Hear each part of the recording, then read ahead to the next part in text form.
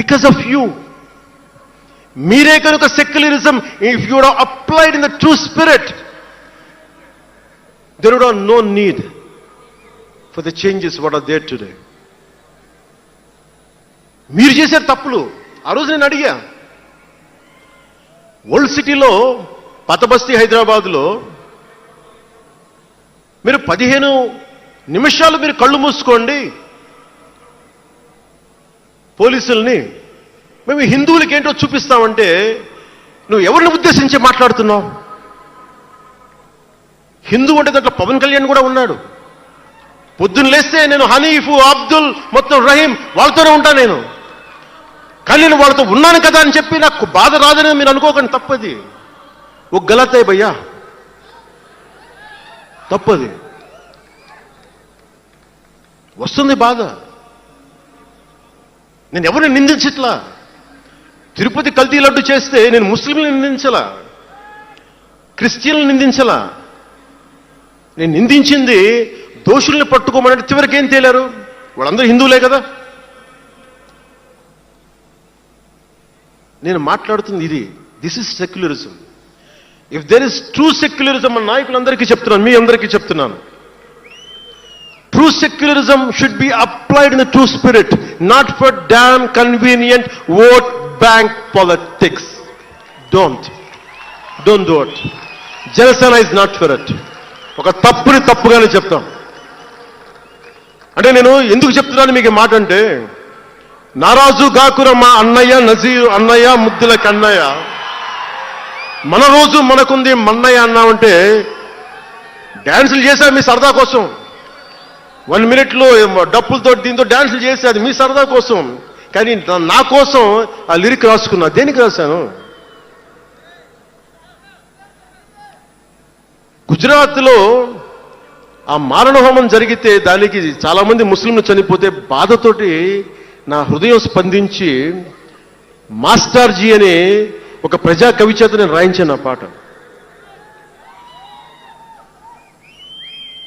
దాన్ని ఖండించినప్పుడు నేనేమనేది ఏంటంటే, అంటే నేను అంత నిష్పక్షపాతంగా ఉంటాను.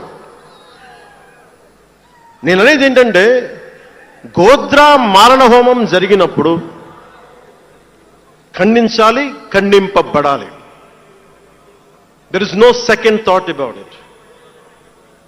కానీ అసలు ఎందుకు జరిగింది అని ఆలోచిస్తే, కరసేవక్స్ రామ భజన చేసుకుంటూ ట్రైన్లోకి వెళ్తే ఒక గోద్రాలో ట్రైన్ తగలబెట్టేశారు. మరి దాని గురించి కూడా మాట్లాడాలి కదా. ఇది తప్పు, ఇది కూడా తప్పే. అలా జరుగుకుండా ఉండాల్సింది. బాధే నాకు. ఆ రోజు నేను సినిమాలో ఉన్నా కాబట్టి నారాజు గాకరని పెట్టా. అదే కనుక అలాంటి సంఘటన నుండి ఏం చేయాలి మనం?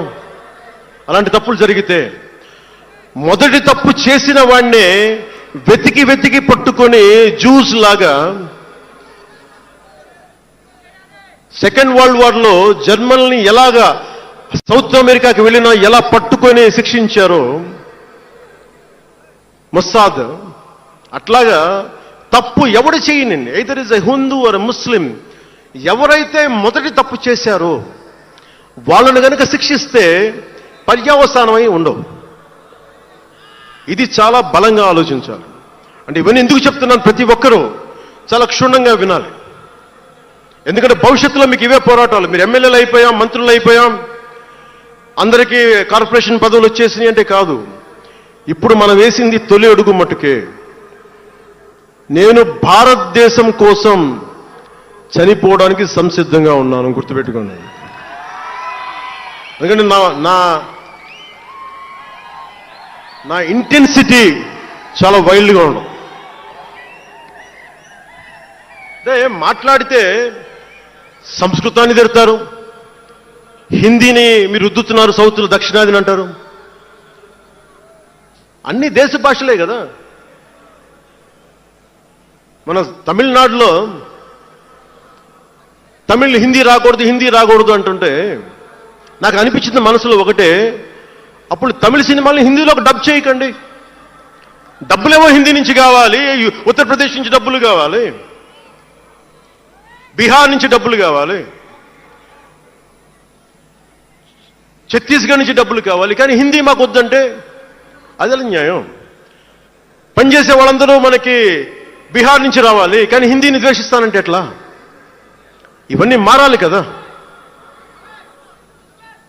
అందుకని భాషల్ని ద్వేషించాల్సిన అవసరం లేదు.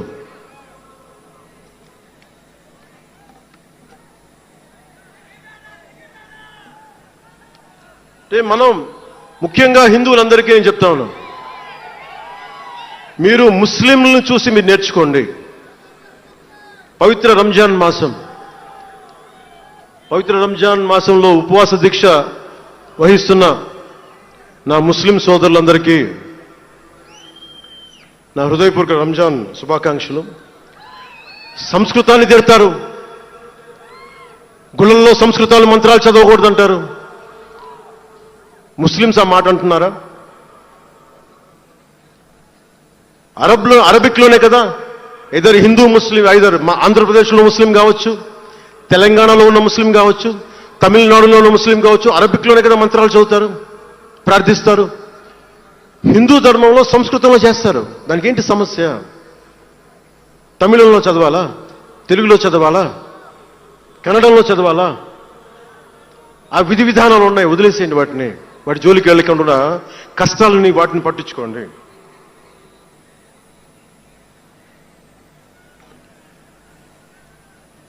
మాట్లాడితే భారతదేశాన్ని ఉత్తరం దక్షిణం అంటూ ఉంటారు.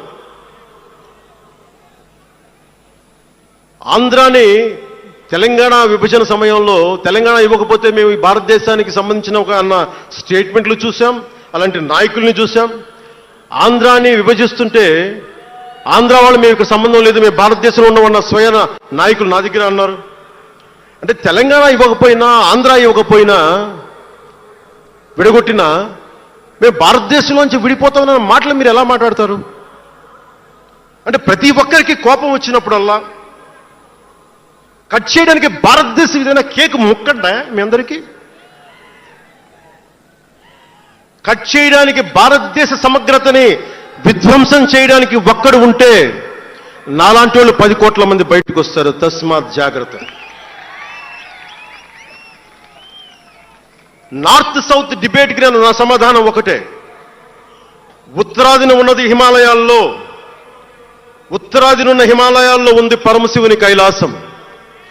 దక్షిణాదిన ఆయన కుమారుడు కుమారస్వామి మురుగన్ నివాసం. ఈ దేశాన్ని విడగొట్టే ధైర్యం, సాహసం ఎవ్వడికి ఉందని నేను అనుకోను. ఆ భయం నాకు లేదు. వారు ఎంచుకున్న ప్రదేశం ఈ భారతదేశం. అలాంటి దేశాన్ని విడగొట్టాలి అనుకుంటే ఒకసారి ఆలోచించి మాట్లాడాను. భాష వేరు, భావం వేరు. మీరు బయట వారు, మేము లోపల వారం. మీరు ఉత్తరాది వాళ్ళు తెల్లగా ఉంటారు, మేము దక్షిణాది వాళ్ళు నల్లగా ఉంటామంటే, మా ఇంట్లోనే ఒకళ్ళు, మా అన్నయ్య 6 అడుగులు 2 అంగుళాలు 3 అంగుళాలు, నేనేమో 5 అడుగులు 9-10 అంగుళాలు నేను. మా బంధువుల్లో అన్ని రకాల వాళ్ళు ఉంటాం. కొంతమంది నల్లగా ఉంటాం, కొంతమంది తెల్లగా ఉంటాం. ఏం చెప్తాం దీనికి? అర్థం పర్థం లేని మాటలేంటి ఇవన్నీ? ఇలాంటి మాటలతోటి దేశాన్ని విచ్ఛిన్నం చేయకండి. రాజకీయ వైరుధ్యాలు వేరు, ఆ వైరుధ్యాలు ఉండడం సహజం. వైరుధ్యాలు ఉన్నాయి అని నెపం మీద